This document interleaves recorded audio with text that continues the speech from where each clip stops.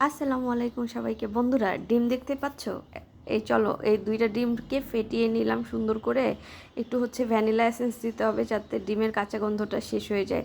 আর এইদিকে একটা পাতিলে দুধ আমি ফুটিয়ে একদম হাফ করে নিয়েছি।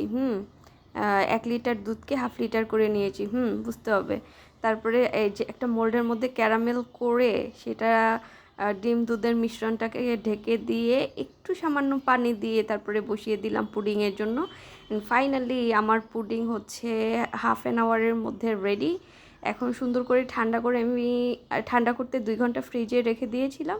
ফ্রিজ থেকে বের করে নিয়ে তারপরে আমি এখন ঢেলে দেখাচ্ছি। কী যে সুন্দর হয়েছিল, কী যে মজা হয়েছিল। Yam yam. তোমাদের যাদের যাদের পছন্দ সুন্দর করে এটা বানায় তারপর খেতে পারো।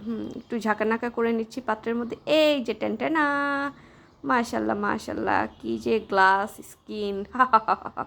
বুঝতে হবে, খুবই সুন্দর চকচকা ঝকমকো দেখাচ্ছে, আয়নার মতো হয়ে গিয়েছে, থতমাও দেখাচ্ছে, এই যে ফোনের ফ্ল্যাশটাও দেখাচ্ছে। কী যে সুন্দর, কও সেট করে এরমের বানাবা আর খাবা। এটাকে বলা হয় ক্যারামেল পুডিং। পুডিংয়ের যে ক্যারামেলটা এটাও অতিরিক্ত পানি জমে যায় নাই। মাশাল্লাহ এত ভালো হয়েছে। অ্যান্ড এই যে এখন কাটবো। Happy birthday to me. হা হা হা, আমার হ্যাপি বার্থডে এখন না, তো বার্থডে অনেক পরে।